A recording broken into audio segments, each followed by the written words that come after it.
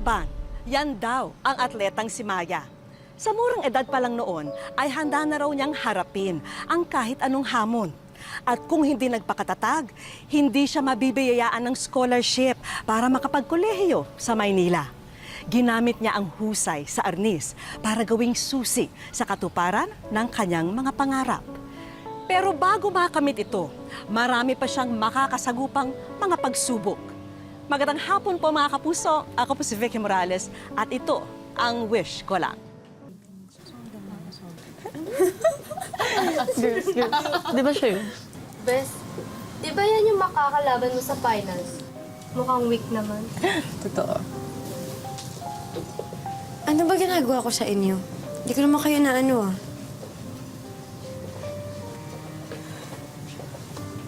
Anong wala?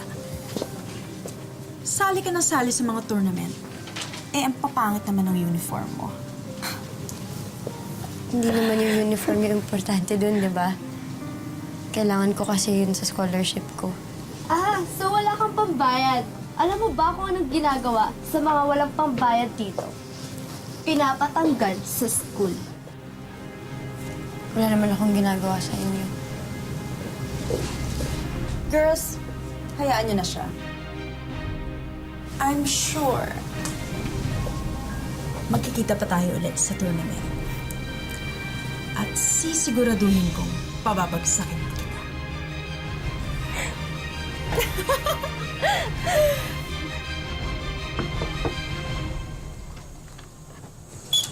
Oh, Maya, ikaw pala yan. Sandali lang ha, bibigay ko yung mga labahid mo. Oh, ito. Okay po. Para hindi maging pabigat sa kanyang mga magulang, naisipan din ni Maya na tustusan ang sariling gastusin sa pamamagitan ng pagtanggap ng labada.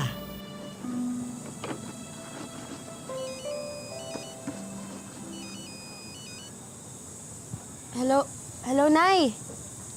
Oh, kamusta po si Bunso? O eto, okay naman. Magpapacheck up kami bukas sa center. Ikaw, kumusta ka na? Anak, bakit parang sinisipon ka? Nay, wala to. Pagod lang. Kayo ho, kamusta? Eto, okay naman kami. Huwag mo kaming alalahanin. Ikaw nga ang iniisip ko dyan eh. Paano?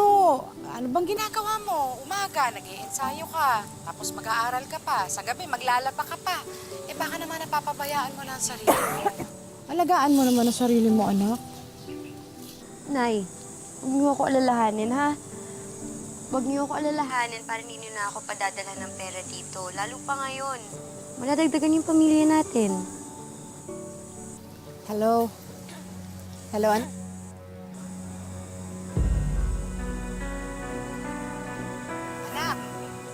Anak, okay ka lang ba? Wala po, Nay. Ano lang po, Sige na, tapusin mo na yan. Basta anak ha, alagaan mo yung sarili mo ha. Pag may problema ka, magsabi ka agad sa amin. Opo, sige po, Nay. Tatapusin ko lang po yung mga nilalaba. Sige anak.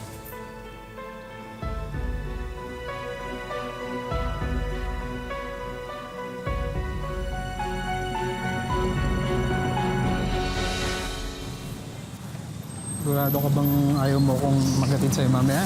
Ano ka ba, Edong? Kaya ko na to. Mamasada ka na lang, sayang yung kikitain. Sige na, ako nang bahala dito ha. Pare, hinay-hinay lang sa pagpapatakbo ha. Buntis si Mrs. Ha? Okay, pare. Sige na. Ingat ka. Nag-ingat Sige. ako. Sige. Laki. Ingat ka ha.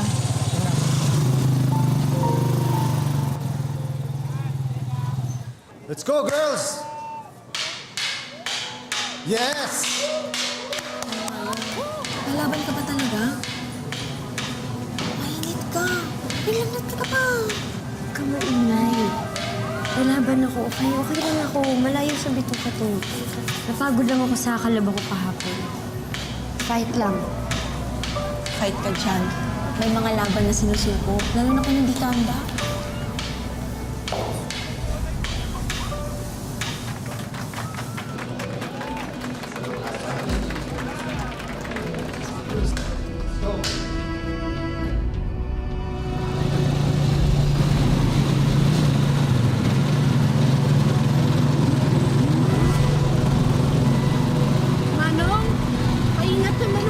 Diyos ako!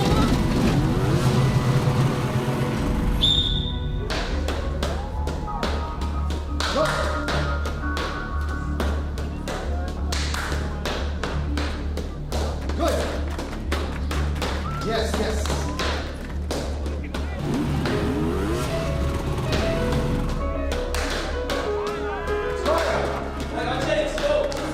Good, good, yes.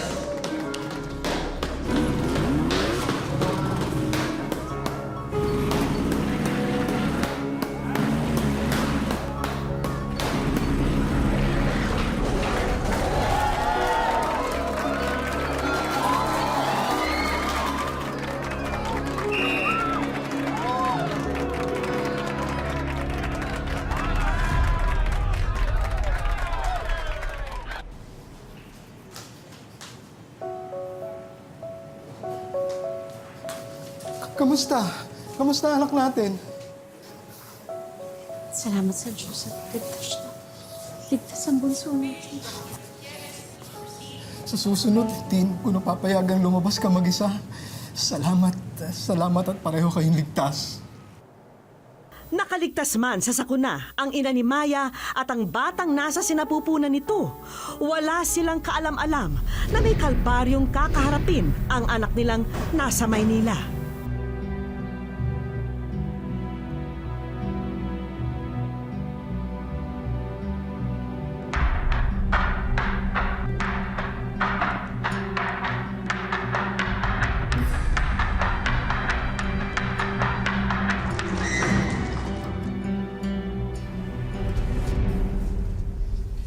Dok? Aasan ho ako? Hinimatay ka, Maya. Sabi naman kasi sa iyo huwag basta laban lang ng laban. Ayan tuloy. Dapat sinabi mo sa akin na may lagnat ka pala. Kasi po, Dok, pwede na ba ako umuwi? Maya, hindi ko alam kung paano kong sasabihin sa ito. Base sa medical test mo, meron kang stage 4 acute myelogenous leukemia.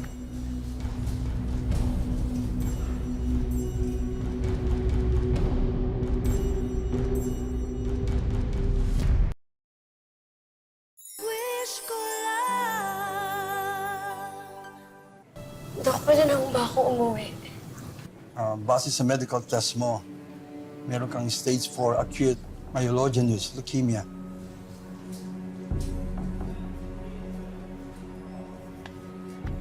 Ang leukemia ay isang uri ng cancer sa dugo. At yung nararanasan mong pagdurugo sa iyong ilong, acute na ito, Maya. Ang ibig ko sabihin, kung hindi ito maaagapan ng treatment, maaring ikamatay mo ito. Kaya naman ay makaapekto sa iyong vital organs. Hindi inaasahan ni Maya na ang kanyang mga nararamdaman ay sintomas na pala ng leukemia. Isang mabagsik na karamdaman na posibleng tutuldok sa lahat ng mga pangarap ng dalaga.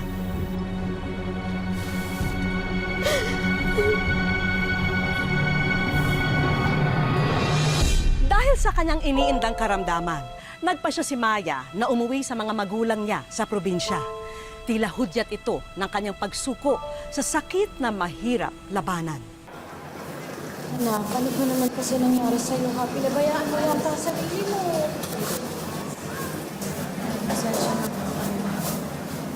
Pero huwag ka mag-alala, anak, ha? Aalagaan ka namin ng tatay mo, hindi ba? Nandito kami, ha? Alagaan ka namin.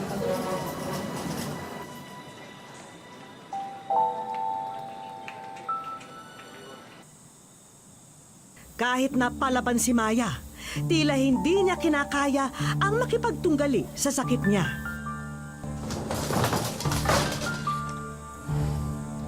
Maya? Maya? Oh, ano ginagawa mo dyan? Tay, kaya ko po, Tay. Ano ka ba? Sabihin mo sa akin kapag may kailangan ka. Kailangan mo ba magbanyo?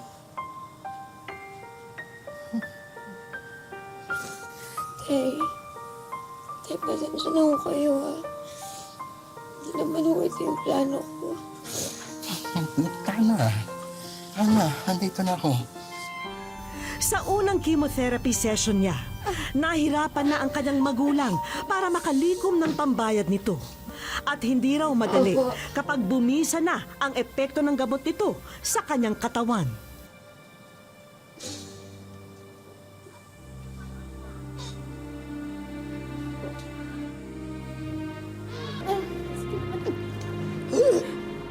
Sige lang, anak.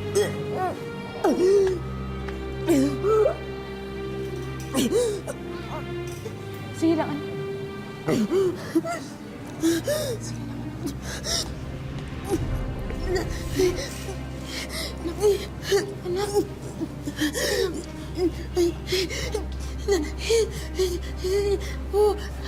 Ako, hindi ka Nurse!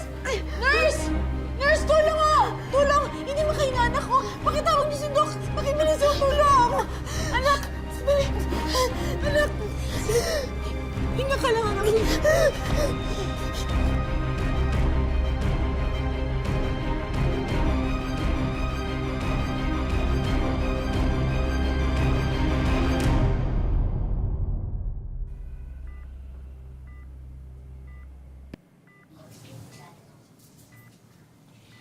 Anak, paano ka lalakas rin kung hindi ka kakain, ha?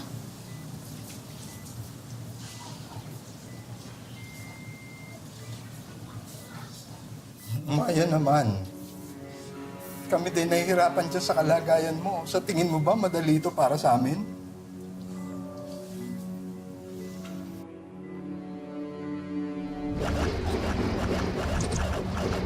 Arnis ang naging pagkakataon na maging tulay sana sa katuparan ng mga pangarap ni Maya. Pero tila naging hadlang ang karamdaman niya para makamit ang mga ito. Tay, hindi ko na ako kaya. Lahat ng pinaghirapan natin parang napunta lang sa wala. Yung buhay ko, yung pag-aaral ko, wala na. Hindi ko na ako kaya, Nay. Hindi ko na ako talaga kaya. Ayoko na. Maya, anak, huwag kang susuko. Lalaban tayo, ha? Lalaban tayo. Hindi ka nag-iisa, anak ko. Nandito kami. Hindi ko na ako kaya, Nay.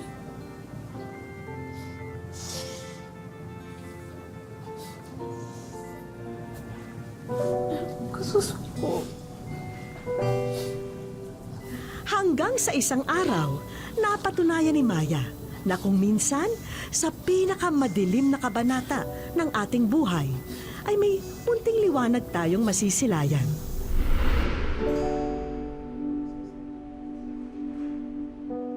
Habang nakikipaglaban kasi siya sa sakit na leukemia, isang masayang sorpresa ang tumambad sa kanya mula sa pinasukang pamantasan sa Maynila.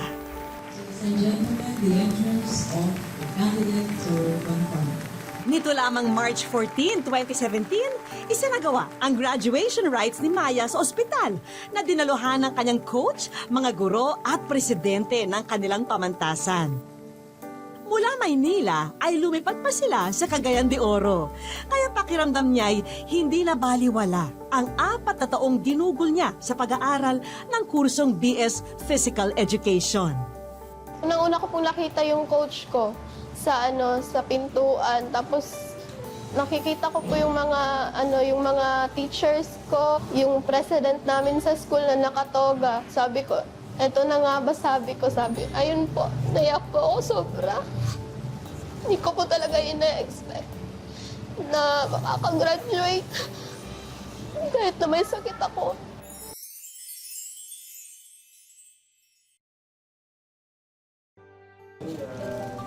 Tanggapin mo ang pagkilala ng wish ko lang sa iyong husay sa larangan ng Arnis. Wish ko lang.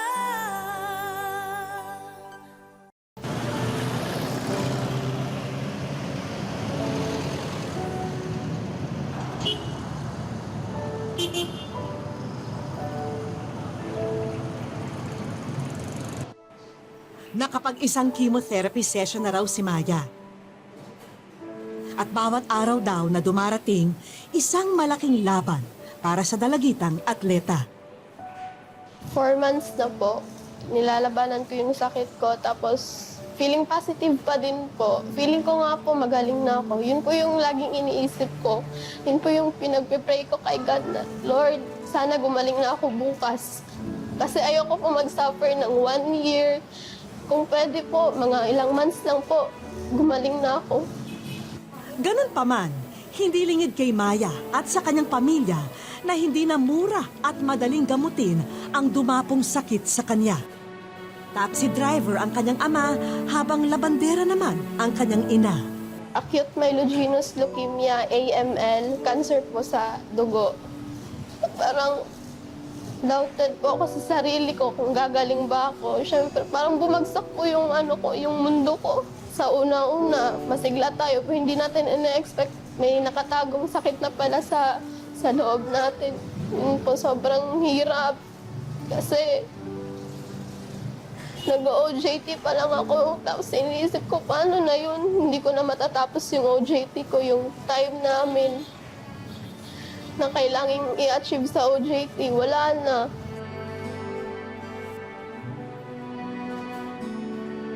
Pero malaki pa rin ang pasasalamat ni Maya dahil kakampi niya ang kanyang pamilya sa labang ito.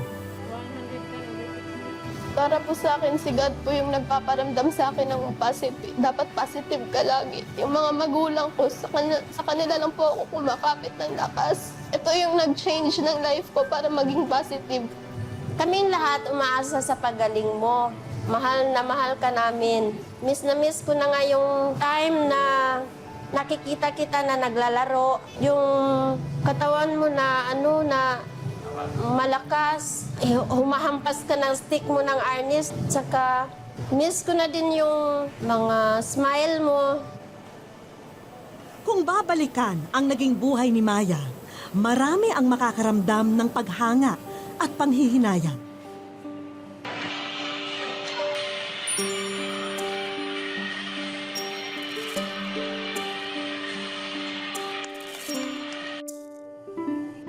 Kaya naman sa aming pagdating sa buhay niya at ng kanyang pamilya, sisiguraduhin naming mabubuhay ang pag-asa sa puso ng dalagita.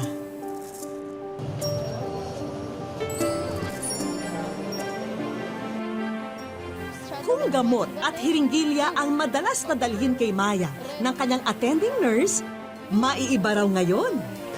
Hi, Ma'am Maya. Hello. Pinabibigay ni Doc. Ang arnis na gamit noon ni Maya, muling hawak ng kanyang mga kamay. Ano kaya to?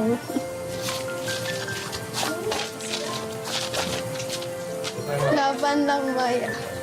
Sa likod mo ang wish ko lang. Thank you po, GMA7. Sa wish ko lang. Maraming salamat po sa binigay niyong sorpresa po para sa akin. At hindi lang po para sa akin, para din po sa pamilya ko. Ihanda mo ang sarili mo, Maya, dahil kakaibang medalya at tropeyo ang ihahanda namin para sa iyo. Dahil marami ang nakakamiss sa iyo simula nang bumalik ka na sa Cagayan de Oro, ito ang mga mensahe ng ilang taong malapit sa puso mo. Maraming tao nakahandang bumalikat. Hindi lang ikaw, sama-sama tayo sa panalangin, hindi lang sa laro. Kaya tuloy ang laban. Alam mo, miss na talaga kita. Hindi ko man masasabi sa'yo minsan na mahal kita verbally, pero through action, sana makikita mo ngayon na mga ginagawa namin is para sa'yo. Huwag mong kakalimutan mag-pray at pinapalakas namin yung loob mo kasi kahit malayo ka, mahal na mahal ka namin. Una-una po sa lahat, sobrang nakakagaan po ng loob. Tapos, nakalimutan ko talaga na may sakit ako. Grabe! Ito talaga yung pinapangarap ko. Kasi gusto ko talaga magtapos ng pag-aaral. Gusto ko pong magkaroon po kami ng sariling bahay.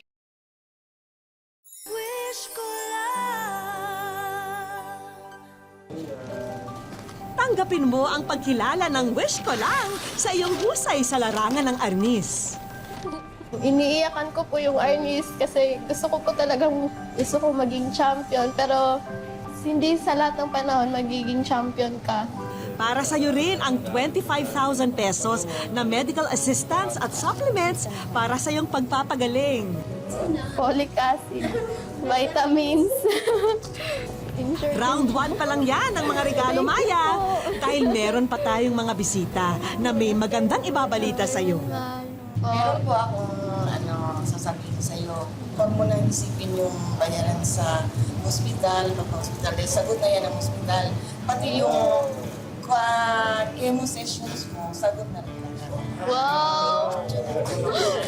Kasi ang Department of Health ay may program na medical assistance program.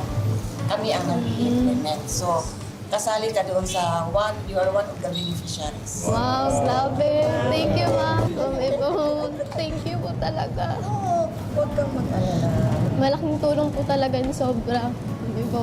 Salamat po talaga. Ang round 3 ng aming mga regalo ay tiyak na magpapasaya sa iyo, Maya, at sa iyong pamilya. Dahil may espesyal na regalo ang lungsod ng Cagayan de Oro para sa inyo. In our small way, gusto rin namin tumulong, Maya. Meron tayong ito yung check-in na 5,000 para sa livelihood that's payable to you. And ito, may cash assistance na 10,000. I hope makakatulong to Maya. And then ako rin, tulong na rin ako on a personal basis. Bigyan rin kitang 5,000. Sensya ka na, no? But heartily given. And wow, alam ko, wish mo na magkaroon ng bahay for the family. So, ako'y natutuwa for the city and for the people of Cagayan de Oro City na maging part nitong wish ko lang. May unit ka na sa Kalanan. Ito yung Habitat for Humanity project. Grabe! Ito talaga yung pinapangarap ko. Kasi gusto ko talaga magtapos ng pag-aaral. Gusto ko pong magkaroon po kami ng sariling bahay. Kasi simula pagkabata, wala po talaga kaming bahay. Simula nung pinanganak ako, palipat-lipat po kami nakikitira lang po. Tapos ito na po ngayon, ito na po yung pinapangarap ko. Hindi po hadlang yung sakit ko sa mga pangarap.